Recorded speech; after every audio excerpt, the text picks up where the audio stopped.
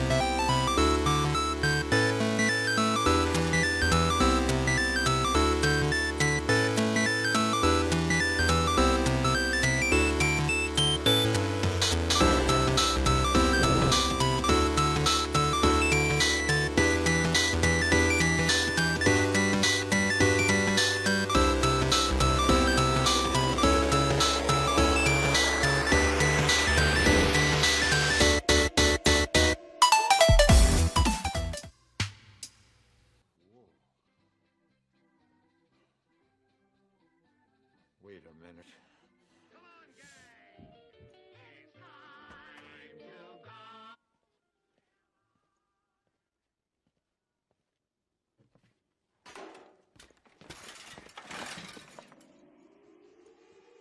Oh, that can't be good.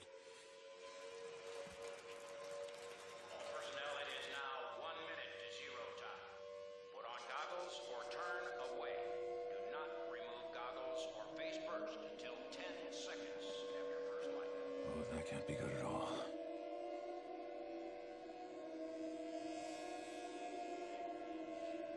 Baba! Она зайдется! Wait! Wait! Stop! Sure, Grace, don't wait for me! Minus 15 seconds.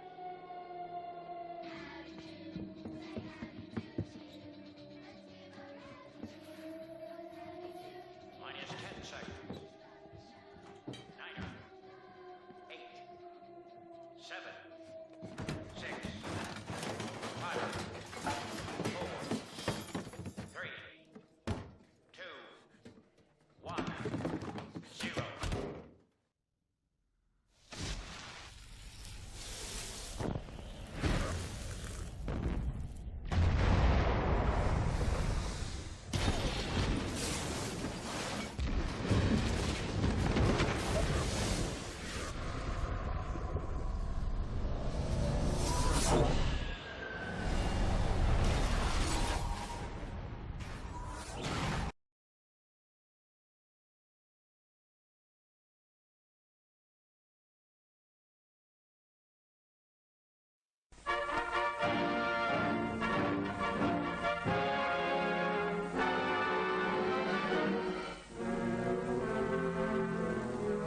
In the picture we are about to see, we must remember that the explosive power of atomic bombs used in this test was in the kiloton range.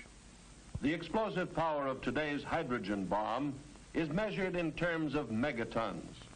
What does that mean to us? It's a matter of practical application. It takes 1,000 kilotons to equal 1 megaton. And by applying the scaling laws, the proportionate comparative effects of a larger bomb can be determined. The A-bomb exploded here was rated at approximately 30 kilotons. For comparison, let's use a 20 megaton H-bomb. The 20 megaton bomb, therefore, would be 667 times as strong as a 30 kiloton bomb. The relationship between distance for any given pressure and the size of nuclear weapons follows the cube root scaling law. So theoretically, a hydrogen bomb of 20 megatons at approximately 8.5 miles would have about the same destructive power as an atomic bomb of 30 kilotons at 1 mile. In this test, many of the structures were approximately 1 mile from ground zero. In the case of a 20 megaton H-bomb explosion, most of these structures undoubtedly would be obliterated. And actually, at a distance of 8.5 to 9 miles from ground zero, with the longer duration of blast pressure, we could expect to find conditions even more severe than those at 1 mile from ground zero in this test. This atomic test, although depicting the severe effects of a nuclear weapon, does not reflect the extent and severity of destruction that would result from a nuclear weapon in the multi-megaton range.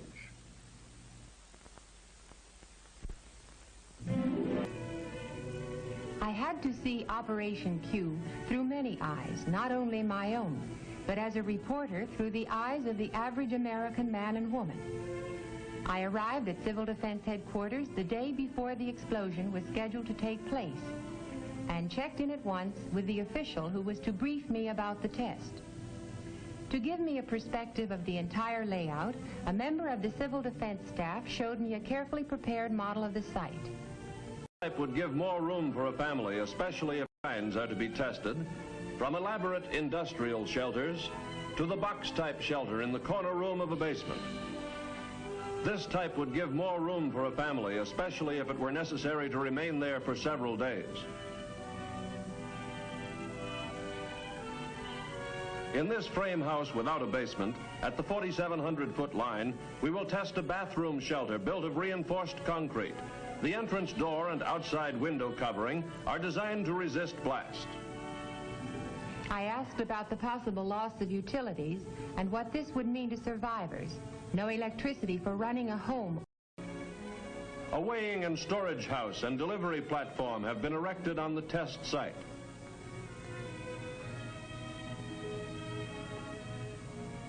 I was anxious to learn all I could about the various types of houses to be tested. 5 types are prepared for exposure to the blast and heat of this atomic explosion. First, a single-story frame rambler without basement built on a concrete slab. Second, a 2-story masonry with basement constructed of brick backed with 4-inch cinder blocks. Third, a house of 8-inch concrete blocks reinforced with steel. The 4th type is a single-story rambler made of precast lightweight concrete. Walls and roof panels were joined by welding steel lugs. The 5th, at the 5,500-foot line, is a redesigned house similar to one previously tested.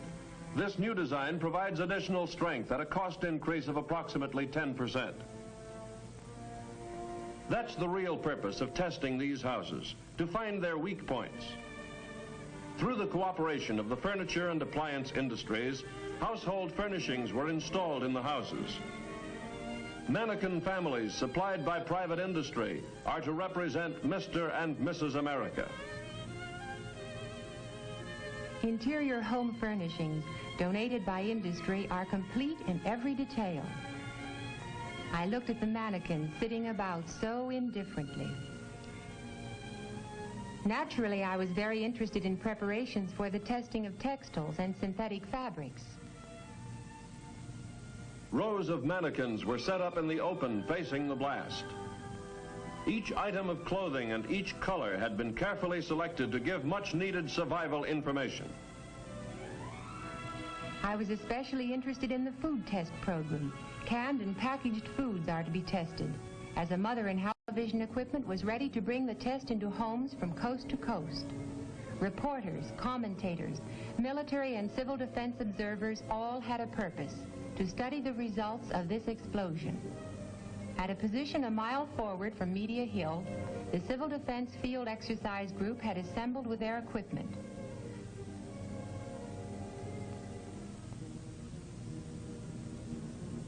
A small group of civil defense volunteers were to occupy a trench relatively close to ground zero. On Media Hill, where I remained, there was hot coffee, last-minute briefings, and more waiting. But it seemed no time at all before the loudspeaker warned, H-minus 1 minute. Put on your goggles. Observers without goggles must face away from the blast. On the silent desert, the test objects waited. H-minus 10 seconds. 9, 8, 7, 6, 5, 4, 3, 2, 1, 0.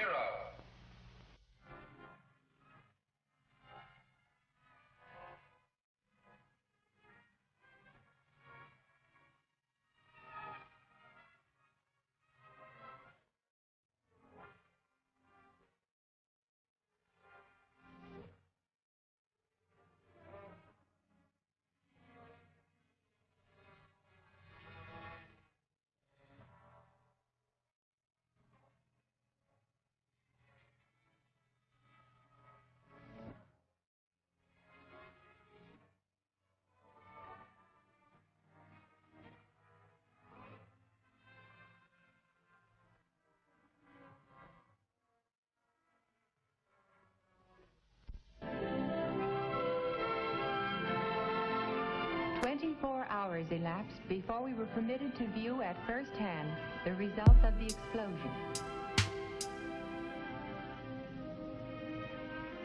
Let's see how the blast affected the houses. This is what remained of the masonry house that was not reinforced. There we go. Hi guys, how are you? Sorry about that long video intro. I just figured I'd start something a little bit different today since it's just me in front of the screen, which is why we need 1,000 subscribers. If you get 1,000 subscribers, I can live stream like outside in the real world, and I don't have to sit here at this computer desk. But anywho, I want to start out a little different. Today we're going to be learning all about the Manhattan Project and the making of the atomic bomb. The video's still on. I'll fix it. I don't know why it... Is that better?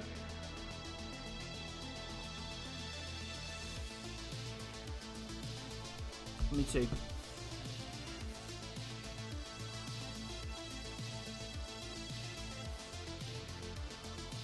Checking to see if it's working. Is it working? Hello? I think it's working now, right? The music's kind of loud. Oh, all these technical difficulties. Derek, how's that? Is that better? I am so quirky. Thank you, Mark. Little whitewash today, huh? Let's see if I could... How's that? Still whitewashed, but I'll fix it. Alright, guys, so sorry about that. I want to start today with a little video to like break up me just sitting in front of the computer desk. Today we're going to learn about the Manhattan Project and the making of the atomic bomb, and then of course us dropping it on Hiroshima and Nagasaki in Japan at the end of World War II. Today I did want to make a couple things, right? Next week we're going to be doing Spirit Week, and of course I'm going to be dressed. See, I got my Cinemerch's football sweatshirt, but of course next week I'm going to be fully taking part in Spirit Week, so you guys can laugh at me all you want on the video lessons. Totally. I also have been, I'm slowly starting to get a little bit better at like this production value stuff to make it a little bit more entertaining. Like, check out, I did this myself last night. Check out this transition here. Ready? Here we go. Ready?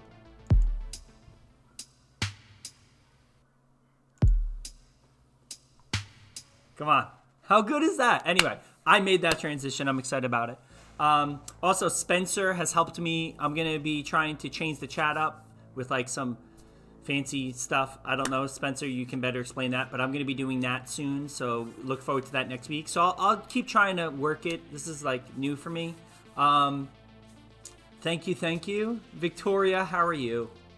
Hi, Victoria. Hi, Marcellus and Delaney and Mark. And all the other people. There's some kids, you got to use your real name. Hi, Megan. How are you, Meg? Because I see you in the chat, and I don't know who you are. You know, like, I know Caitlin Cooper and James Deedy. Hi, guys. Destiny. It's good to see you. Naomi was, by the way, posting comments on my Google Classroom last night at, like, 2 o'clock in the morning. So I was going to respond, but I didn't because I didn't want her to realize I was awake at 2 o'clock in the morning. Christian, how are you, sir? Emily, how are you? Barry, oh, we got everyone in here. Dante, Robert Sims, Grace. Hello, Grace.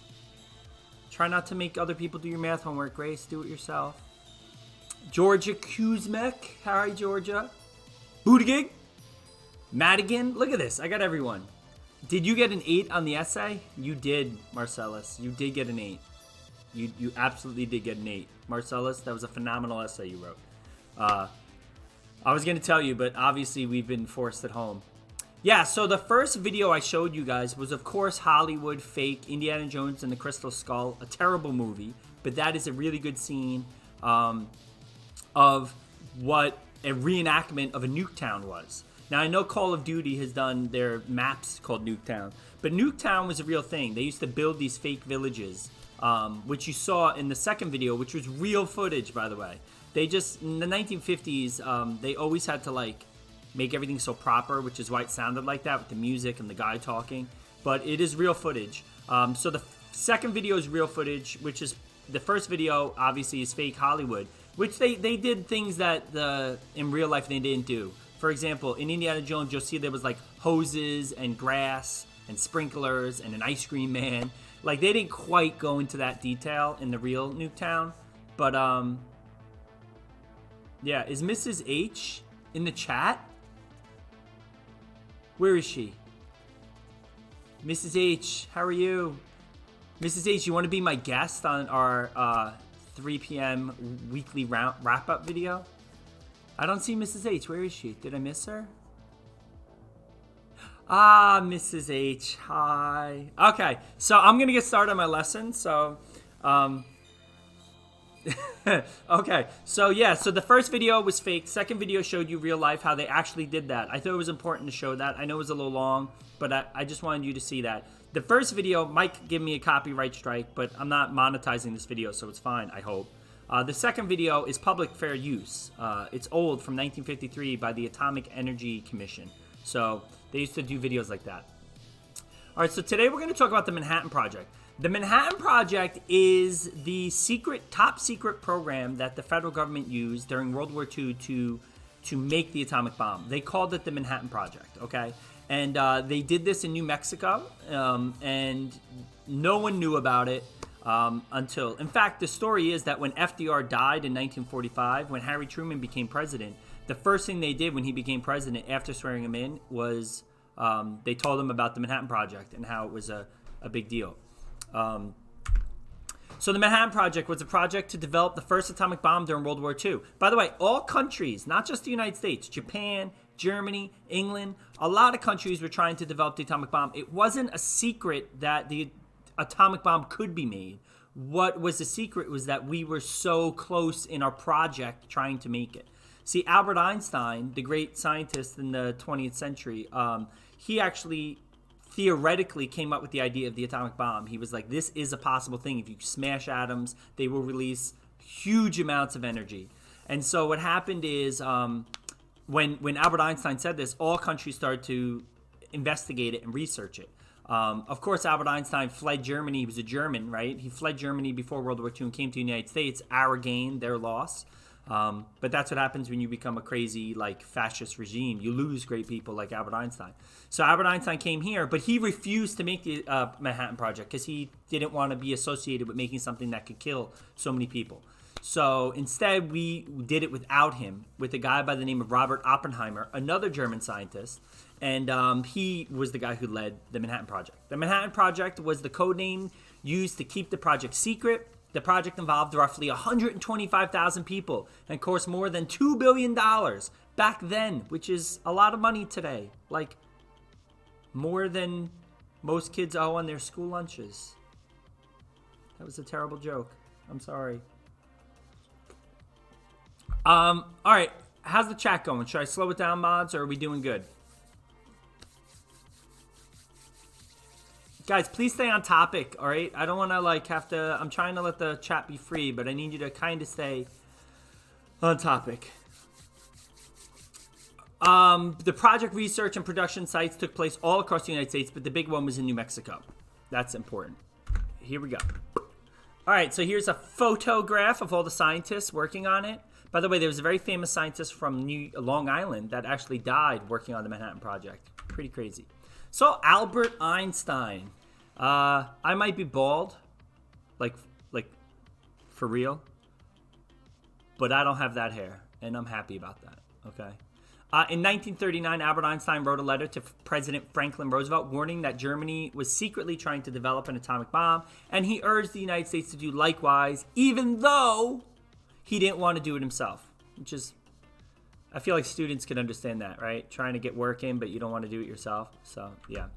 All right, Franklin D. Roosevelt. Roosevelt wrote Einstein back informing him he immediately set up a committee to begin atomic research. FDR believed the United States could not take the risk of Hitler being the first to develop the atomic bomb. You know, Hitler probably would have been the first to develop the atomic bomb, in all honesty, because they had phenomenal scientists and a lot of technology. They could definitely do it. But because Germany was constantly being bombed by both the English and the United States, and we kept bombing their research facilities and their factories, I feel like their research never really got off the ground. Where in the United States, we were not getting bombed. So our research really could just grow and grow and grow and keep learning. It was pretty cool. Spencer, do I need to slow down the chat? Or is it okay? Hello, Sean Hipser. It's good to see you. Albert's cute in your opinion? Let's go back to this, Destiny. Yeah, he's cute like a seven dwarf. He's cute like a seven dwarf. There should be like Sleepy, Dopey, Grumpy, and Albert. That he should have been the eighth dwarf. Okay, chat seems fine. Moving on. Locations. So research and production sites were set up all across the United States. Laboratories and manufacturing facilities secretly constructed just for the project. By the way, it's really hard to make an atomic bomb. Countries today, you guys know from like North Korea and other countries, Iran, they're actively trying at times to make an atomic bomb. It's not easy. Even in 2020, countries still lack the materials like uranium and plutonium and the know-how on how to make a bomb. So, all right, you can see here is a map of the United States of America, and in this map are different facilities on where the bomb is being made. So here we had one in Washington, D.C. It was the Manhattan Project headquarters. They had a metallurgy, you can see up here. Oh, there we are, metallurgy laboratory, University of Chicago. So they're designing, they're looking at different metals like uranium, plutonium, and elements, trying to figure out which ones react better with different types of atoms. Obviously, hydrogen atom is the one that we ultimately decide to smash because the hydrogen atom creates a lot of energy. When you smash it, it makes a big bomb. Chemical separations plant in Washington, a reactor in Washington. Then we have the V site assembly building, okay, Los Alamos, I believe, and then the Trinity site. That's where the test was. So both New Mexico had like the big site where they built the bomb and the test site where they detonated the bomb. Robert Oppenheimer. He also looks kind of not handsome, but in a different way than Albert. He would not be a dwarf. He looks more like one of the evil queen. He looks like the evil queen's minion. Anyway, in 1942, he was appointed the scientific director of the project. He managed over 3,000 people and is often referred to as the father of the atomic bomb. An important note is after the atomic bomb was made in 1945, so it took 3 years, he spent the rest of his life, Robert Oppenheimer, trying to talk about and stop countries from using it. So he built it, then realized how deadly it was, and then spent the rest of his life trying to stop it, which is really sad if you think about it. Can you imagine spending years building something, and then when you build it, you realize how terrible it is, and you then spend the rest of your life telling people not to use it? The Trinity test. On July 16th, 1945, the first atomic bomb was exploded in the Alamogordo Air Base near Albuquerque, New Mexico. A ball of fire rose rapidly, followed by a mushroom cloud extending 40,000 feet. You guys saw the video. It was live video footage. Pretty crazy. The bomb generated explosive power equivalent to 20,000 tons of TNT. And now the bombs that we used back then was very different than the bomb that we have today. Okay, the bombs we have today are a little bit cleaner, meaning they don't leave radiation after the bomb, and they're much bigger. The bomb we dropped on Hiroshima was small compared to the bomb that we have today, which is really scary if you think about it. Success. The Trinity test was a great success. This was the world's first ever atomic explosion. President Harry Truman received word, and he knew the atomic bomb would create a great advantage in World War II. The first thing that he's going to do is he has a decision. Now, by the time we made the bomb, Hitler had already been killed by the Russians, right? And Germany is done, right? The war is over in Europe. But the war is still going on in the Pacific. And Harry Truman had a decision. We were winning the war by that time, right? It was probably, I would say, July 1945. And Harry Truman knew we were going to win the war, but it was a question of how, right? We were thinking about invading the islands of Japan. And remember, there's more than one island. And we know because of going back to the kamikaze fighters and the way of the warrior and the Japanese people fighting the honor where they fight to the death. Harry Truman feared that if we invaded the islands of Japan, it could lead to 1 million U.S. Marines dying, and that's not good. So instead, he really thought about using the bomb. Now, your question of the day is basically Harry Truman had a couple options, right? The military said we could tell the Japanese we have the bomb and tell them to surrender. We could tell the Japanese that we're going to demonstrate the bomb, and then we could drop the bomb over the ocean next to Japan, showing them the devastation of the atomic bomb.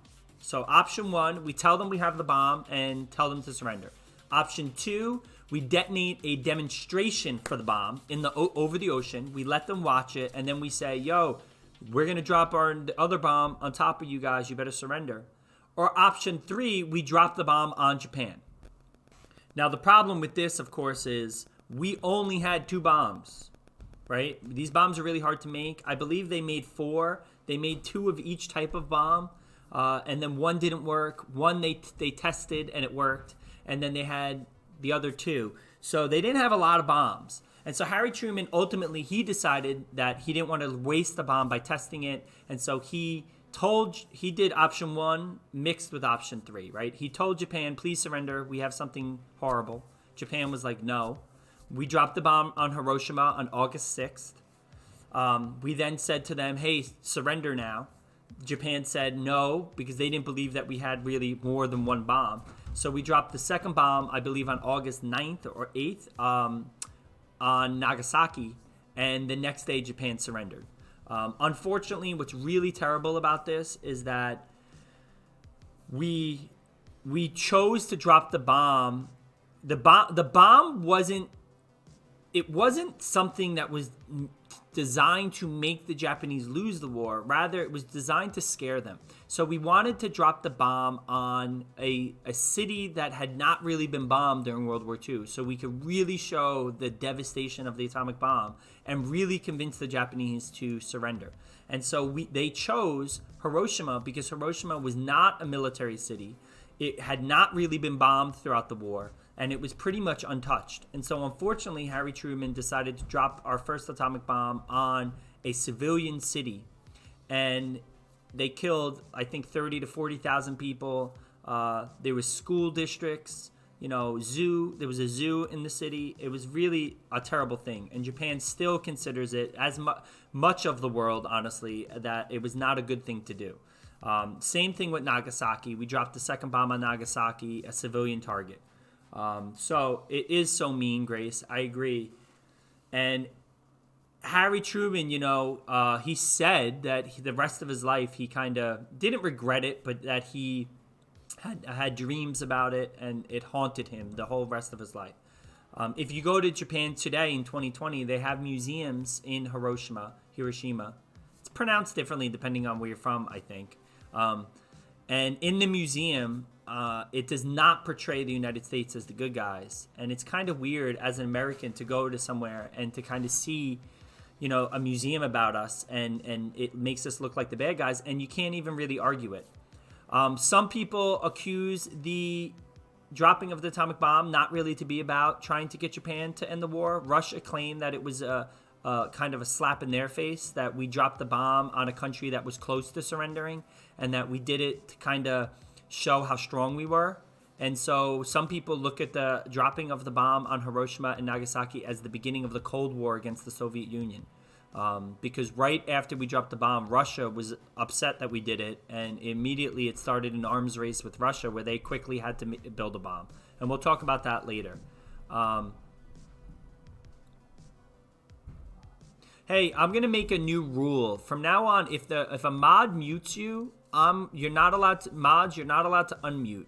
I'm the only one who's allowed to unmute, so we can stop some of the funny business in the chat, because I don't like all this off-topic stuff. So instead, I'm gonna slow down the chat to 60 seconds and try to get you guys back on topic. All right. So there you go. There's your punishment. 60-second chat slowdown. Sometimes you could get muted just for being off topic, okay? Oh, you can unmute. I didn't know that, Spencer, but thanks for sharing. So the question of the day, okay? So what is the question of the day? So let's talk about the question of the day here. So I'm going to add a slide here. By the way, today, I know I said yesterday, but today on Google Classroom, I will post these slide videos that I've been going over so you have a copy of them. So the question Friday, question of the day. There we go. And the question is, you excited? I'm excited. Question of the day is, what would you have done if you were president and the military told you, hold on, I gotta move my mic for a second.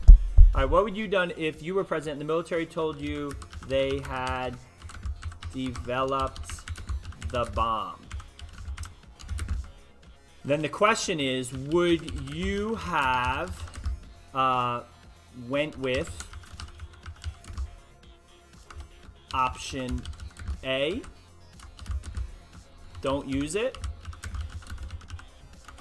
Option B, demonstrate.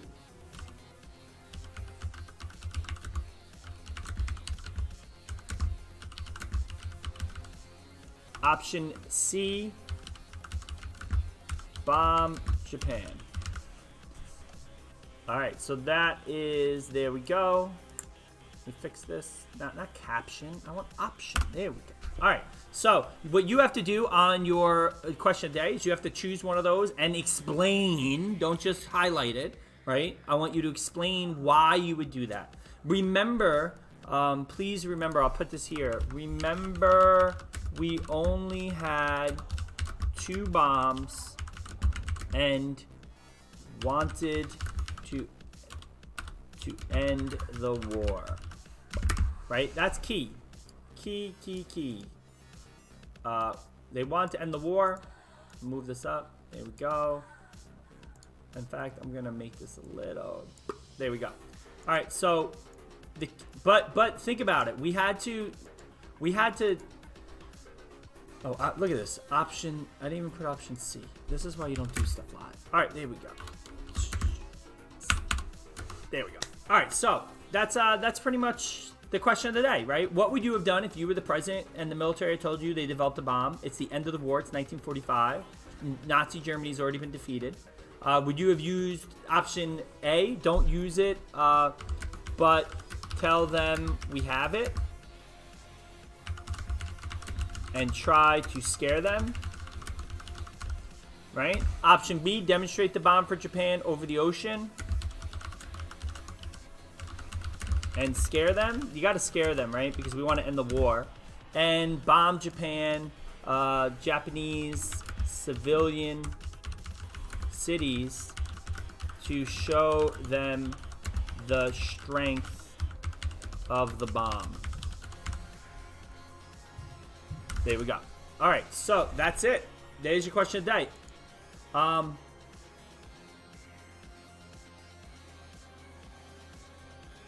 Okay, I think that's it. Are there any questions? Now remember, next week is Spirit Week. I believe they sent I gotta check.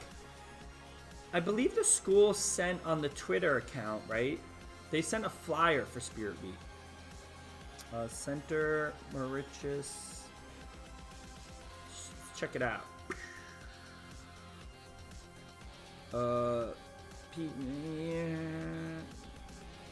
No.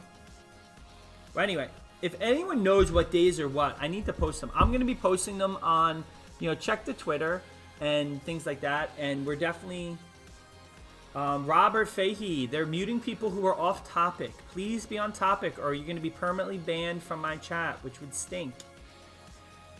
Happy birthday, Delaney. That's exciting. At least it's on a Saturday, Delaney. I mean, at least you get a weekend, which is pretty cool. And it would have been the beginning of spring break, which is kind of sad, but nevertheless, this coronavirus thing is not fun. What's the radius of the bomb and how big is the military part of Japan? Well, different cities had different military bases on them. Like Tokyo was full of military personnel. Hiroshima was not. Again, you could watch in this Corner of the World on Netflix. It's like a cartoon about Hiroshima. It'll teach you a lot more about it. And then the bomb itself, I believe the blast radius was about 1 mile to 2 miles that we dropped on Hiroshima. It was a small bomb. And yeah, but it still did its job. It still devastated and killed many, many people. So there you go. Yeah, so maybe I can find something on the website, the school website. Let's go. Let's go to the school website, cmschools.org. Distant learning. I don't see anything.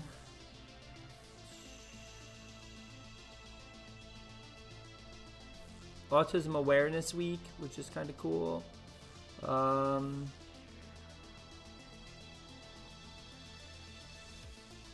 Yeah, I don't necessarily see anything about our Spirit Week. But I'll find out more information. I'll definitely talk about it on my live stream today at 3 p.m., the weekly wrap-up. Remember, Mrs. Folger is going to be on that live stream, and it's for all middle school kids. So if you have a brother or sister in the 7th grade or the 6th grade, or if you have friends, please let them know about it. We're just going to go over like different things that have been happening, what the teachers are doing, things like that. I know someone in chat asked about tests and like finals. Right now, it's all up in the air. They're talking about possibly canceling finals and things like that. We'll talk about it. We have to kind of be patient, and right now I believe they're canceling school like 2 weeks at a time. So we're kind of expecting to be closed, right, indefinitely for this year, but it's only at 2 weeks at a time. So we just have to kind of be patient and go with the flow and do what's best. What did that say? It said,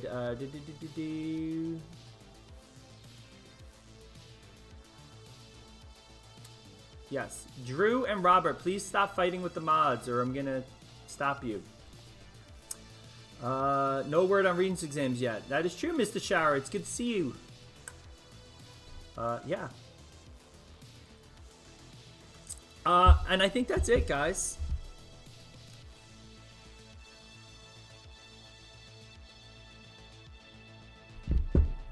That's it. So if there are any questions, you can post them in the chat. And that's it. All right. Thank you. I will post the question of the day into Google Classroom. Today's Friday, so I'm going to be grading it tonight and tomorrow. So please make sure you answer that. I was also instructed by Dr. Reggio to notify the school of the kids who aren't participating from home. So that's how I'm going to know if you're participating. Because I know some kids don't watch this live. They watch this pre-recorded. And if you did that, that's okay, as long as you're completing the question of the day on the Google Classroom assignment. Alex B is on stream, but we can't see his messages. I don't know.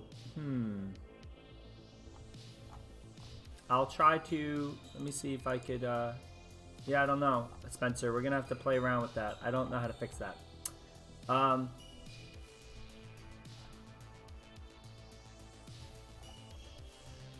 So mods, real quick. When you time someone out, how long can you time them out for? Like, what's the shortest timeout? Try to give them like, I don't know, like a 5-minute timeout. Don't go too far, okay? Don't overdo it. Don't overdo it. All right, so that's it for today. I will see you guys.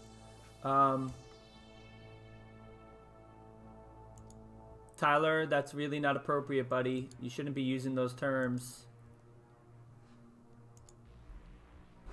Sorry, Derek. I removed the wrong comment. There we go. So, Tyler, yeah, don't use that stuff. I know you don't mean it in a negative way, but it's not appropriate to use that term. So, anyway, guys, I will talk to you later, and that's it. See you later.